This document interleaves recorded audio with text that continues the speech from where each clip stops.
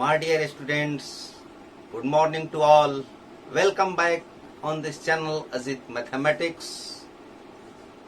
आज हम लोग केमिस्ट्री का अध्ययन करेंगे, जिसमें पिछले क्लासेस में आपने पृथक्करण की कुछ विधियों को सीखा है। उसी परिचर्चा को आगे बढ़ाते हुए आज का प्रश्न हमने लिया है, नमक तथा अमोनियम क्लोराइड के मिश्रण को कैसे अलग कर सकते हैं। इससे पहले कि हम इस मेथड को जाने, यदि आपने इस चैनल को सब्सक्राइब नहीं किया है तो सब्सक्राइब करना न भूलें, बेल आइकन का बटन अवश्य दबा दें ताकि आने वाले क्लास का नोटिफिकेशन आप सबसे पहले प्राप्त कर सकें। आइए सीखते हैं नमक और अमोनियम क्लोराइड के मिश्रण को कैसे अलग किया जाता है। नमक NaCl सोडियम क्लोराइड और अमोनियम क्लोराइड NH4Cl, जिसे नौसादर के नाम से भी जाना जाता है। नमक जल में घुलनशील पदार्थ है। अमोनियम क्लोराइड ऊर्ध्वपातित पदार्थ है। नमक ऊर्ध्वपातित पदार्थ नहीं है। कैसे इनके मिश्रण को अलग किया जाता है, उसके लिए हम ऊर्ध्वपातन विधि का प्रयोग करते हैं। सर्वप्रथम क्या करते हैं उस प्रोसेस को सीख लें, एक बार सुन लें, पढ़ लें, याद हो जाएगा। इन दोनों पदार्थों के NaCl सोडियम क्लोराइड और NH4Cl अमोनियम क्लोराइड, नमक और नौसादर या नमक और अमोनियम क्लोराइड को एक में मिला करके और उसको प्रयोगशाला में खरल और मूसली इसकी सहायता से चूर्ण बनाया जाता है, एक में मिक्स किया जाता है और मिक्स करने के बाद चीनी मिट्टी के बेसिन में, चीनी मिट्टी के प्याली में उसको लिया जाता है। चित्र के अनुसार उपकरण को सजा देते हैं। चित्र में देख ले क्या क्या है। ये लोहे का स्टैंड है, ये गैस बर्नर है या स्प्रिट से चलने वाला स्प्रिट ज्वालक। इसको त्रिपाद स्टैंड कहते हैं, जिसमें 3 पैर होते हैं इस तरह से, और उसके ऊपर इस चीनी मिट्टी के बेसिन को रख दिया जाता है। तार की जाली रखी जाती है। तार की जाली इसलिए रखी जाती है कि यह आग की लपटों से इस बर्तन को नुकसान न हो। साथ ही साथ ये आधार का भी काम करता है। चीनी मिट्टी के प्याली में इस नमक और अमोनियम क्लोराइड के चूर्ण को, मिश्रण को रख दिया जाता है। उसके ऊपर एक कीप को उलट करके रख दिया जाता है। कीप समझते हैं, हर घर में इसका उपयोग होता है। तो कीप को उलट करके, सामान्य तौर पर कीप इस तरह का होता है, तो इसको उलट करके रख दिया जाता है। और साथ ही साथ इसके ऊपरी सतह का जो छिद्र है, इसको कॉटन से, रुई से क्लोज कर देते हैं, बंद कर देते हैं। चित्र के अनुसार उपकरण को सजा लेने के बाद स्प्रिट ज्वालक की सहायता से इसको गर्म किया जाता है। गर्म करने के बाद क्या होगा कि अमोनियम क्लोराइड NH4Cl यहां से ऊर्ध्वपातित होगा। आप जानते हैं ऊर्ध्वपातन, ठोस पदार्थ जो गर्म करने पर द्रव में परिणत हुए बिना सीधे वाष्प में परिणत हो जाए, द्रव में बदले बिना वाष्प में बदल जाए और पुनः ठंडा होकर के वाष्प से ठोस में आ जाए।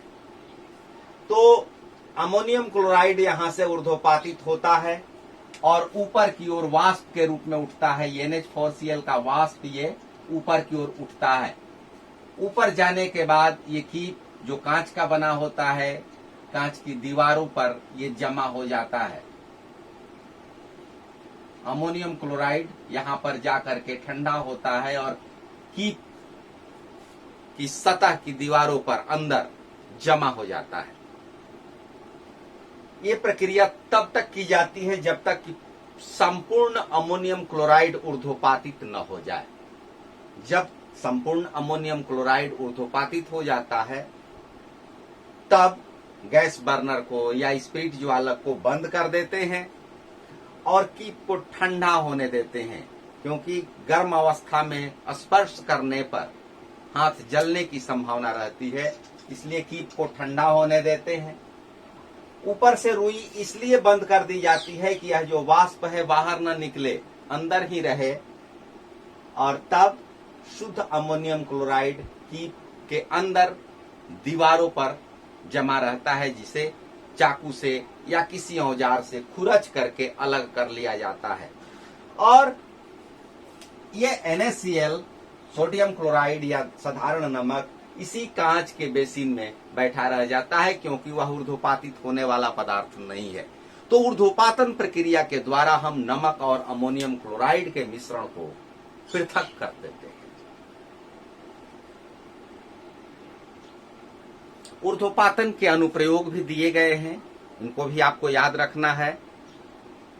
एक तो आपने यहां देख लिया कि अमोनियम क्लोराइड को सोडियम क्लोराइड के मिश्रण से अलग करने में आयोडीन, ये भी ऊर्ध्वपातित होने वाला पदार्थ है, कपूर, नैफ्थलीन, एंथ्रासिन, इन सब को साधारण नमक, बालू, लोहे के चूर्ण, चाक पाउडर इत्यादि के मिश्रण से अलग करने के लिए हम इस तरीके का उपयोग करते हैं। अर्थात ऊर्ध्वपातित होने वाले पदार्थों को किसी दूसरे पदार्थ से अलग करने के लिए हम इस तरीके का इस्तेमाल करते हैं।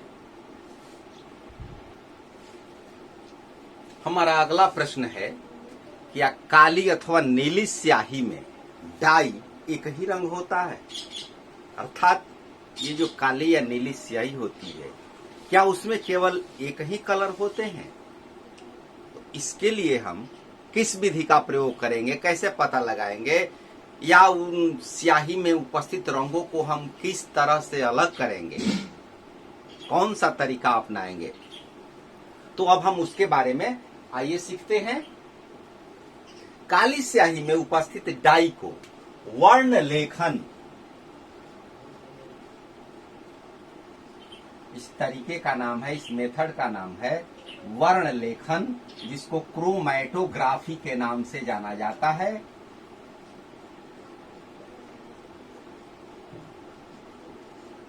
क्रोमैटोग्राफी के द्वारा अलग किया जाता है। ग्रीक शब्द है और ग्रीक में क्रोमा का अर्थ होता है रंग, कलर, इसलिए वर्ण लेखन, क्रोमैटोग्राफी रंगों को पृथक करने की एक विधि है, और जिसके द्वारा किसी विलयन में उपस्थित दो या दो से अधिक विभिन्न रंगों को अलग किया जाता है। तो क्रोमैटोग्राफी की परिभाषा यहां पर हम लिख देते हैं। दो भिन्न रंगों को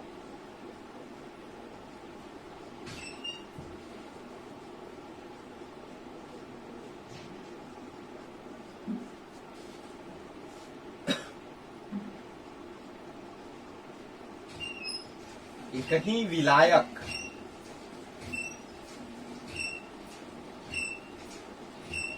में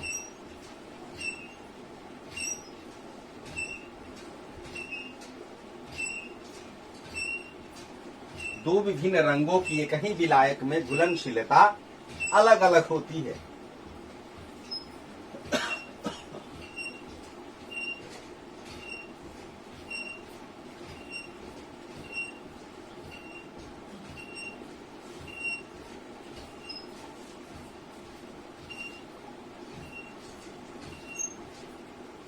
काली अथवा नीली, दोनों में से कोई भी आप ले सकते हैं।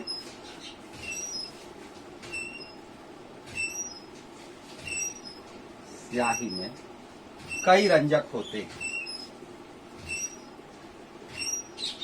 रंजक का मतलब रंग।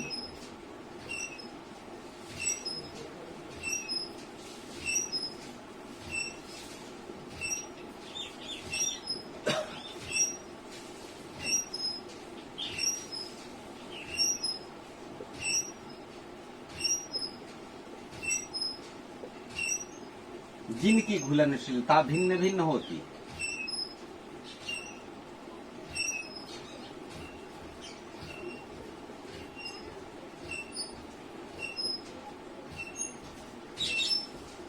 वर्ण लेखन में या क्रोमेटोग्राफी में इसी का उपयोग किया जाता है। क्रोमेटोग्राफी पेपर होता है, वर्ण लेखन कागज होता है, इसका उपयोग किया जाता है। और सामान्यतः हम लोग लेबोरेटरी में, प्रयोगशाला में वर्ण लेखन कागज के स्थान पर फिल्टर पेपर, छन्ना पत्र का उपयोग करते हैं।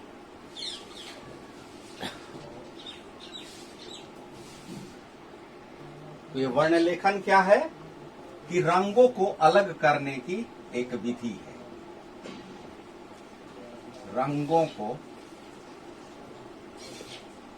पृथक करने की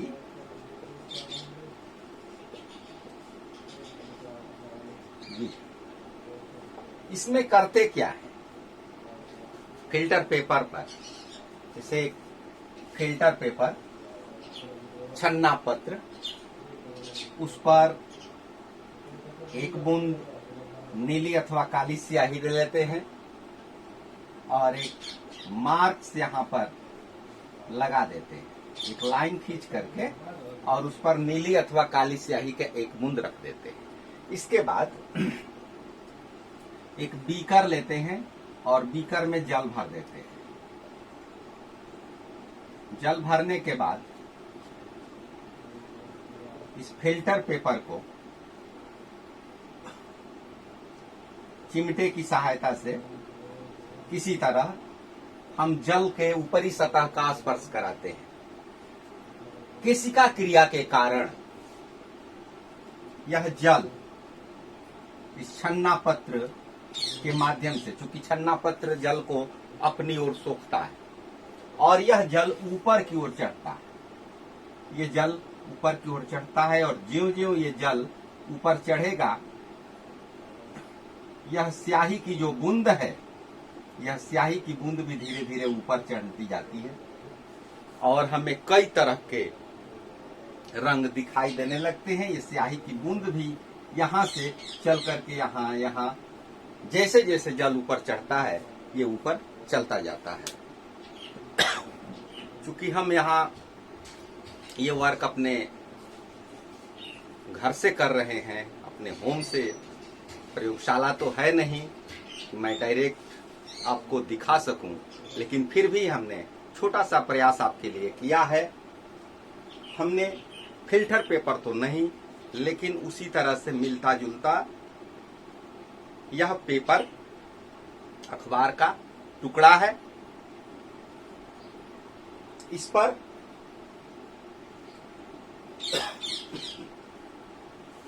पर हम एक मार्क्स लगा देते हैं, एक लकीर।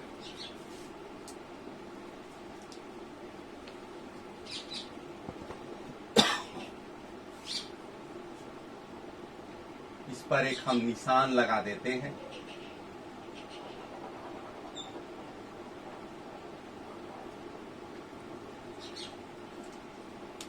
इस निशान पर, ये जो हल्का सा आपको निशान नजर आ रहा है, इस पर स्याही की एक बूंद, स्याही की एक बूंद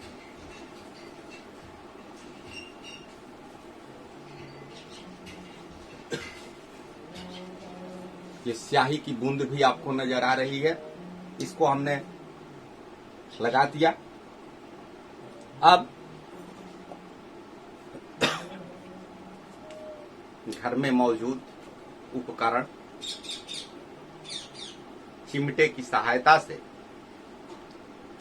इसको हम एडजस्ट करते हैं।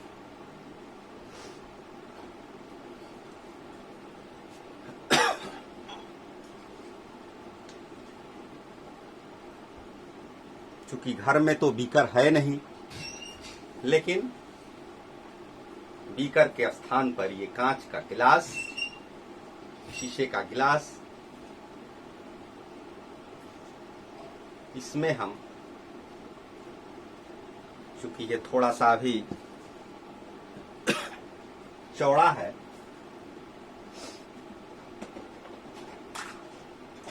इसलिए इसको थोड़ा सा पतला करते हैं, कट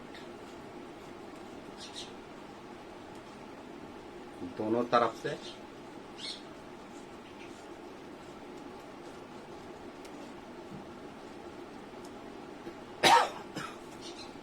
अब ये आसानी से इस गिलास के अंदर जा सकता है। अब इसको टच कराते हैं, ऐसे इसको टच कराते हैं।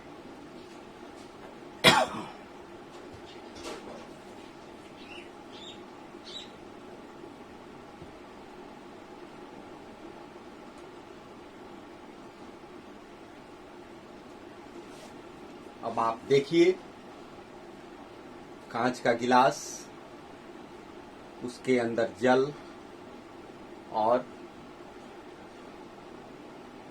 जल में ये हल्का टच किया है, डूबा हुआ है। धीरे धीरे ये जल ऊपर की ओर चढ़ रहा है। जब यह जल उस स्याही की बूंद तक पहुंचेगा, उसके बाद आपको देखना है कि क्या हो रहा है। ये जल अब स्याही के समीप पहुंच रहा है। आप गौर से देखेंगे, प्रक्रिया में थोड़ा समय तो लगता है, प्रयोगशाला में धैर्य रखना पड़ता है। ये नहीं कि बस डाल दिया और तुरंत आपको दिखाई देना शुरू हो जाए। अब ये जल स्याही तक पहुंच चुका है।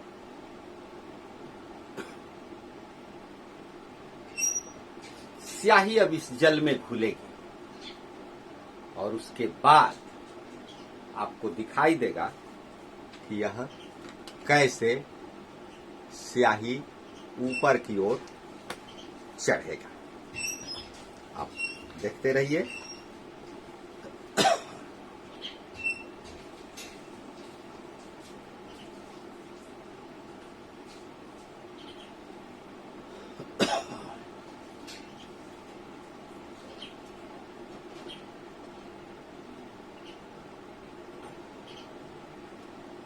स्याही का घुलना शुरू हो चुका है।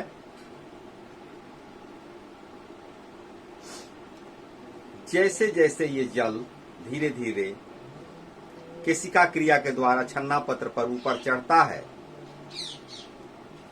वैसे वैसे स्याही में उपस्थित रंजक ऊपर चढ़ने लगता है। प्रोसेस में थोड़ा सा समय तो लगेगा ही।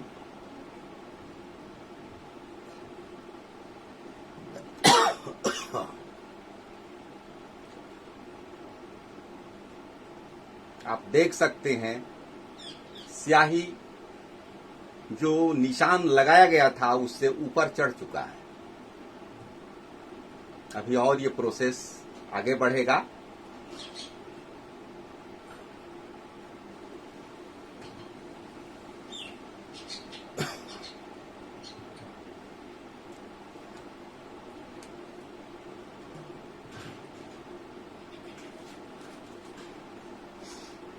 चूंकि इस प्रक्रिया में समय तो लगता है, क्योंकि यह रंजक धीरे धीरे जल में घुलनशील है, धीरे धीरे जल में घुलता है,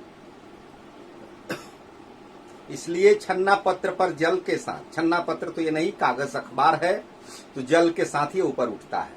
और इस प्रकार हम देखिए, जल स्याही ऊपर जा चुका है। लकीर भी आपको नजर आ रही होगी और लकीर से बहुत ऊपर स्याही है। अब ये धीरे धीरे ज्यों-ज्यों जल ये ऊपर चढ़ेगा, त्यों-त्यों ये स्याही ऊपर यहां तक कि शीर्ष तक पहुंच जाता है। तो जल में उपस्थित, जल में अपनी घुलनशीलता के आधार पर ये ऊपर उठते हैं और छन्ना पत्र पर अपना अलग अलग रंगीन छोटा छोटा निशान छोड़ जाते हैं। जब जल छन्ना पत्र के ऊपरी सिरे तक पहुंच जाता है, तब इसको हम बाहर से निकाल करके सुखा देते हैं। इस प्रकार इसमें 3 रंग दिखाई देते हैं, 3 छोटे छोटे रंजक आपको दिखाई देंगे। अभी आप पूरी तरह ऊपर चढ़ जाए, तब देखिए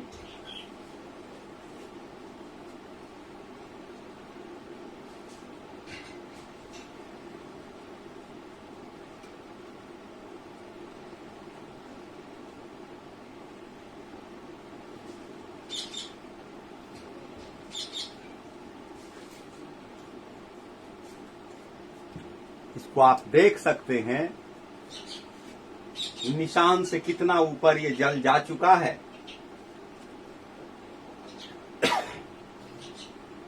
यदि और ऊपर तक ले जाना है तो इस प्रोसेस को थोड़ा और देर तक रखना होगा।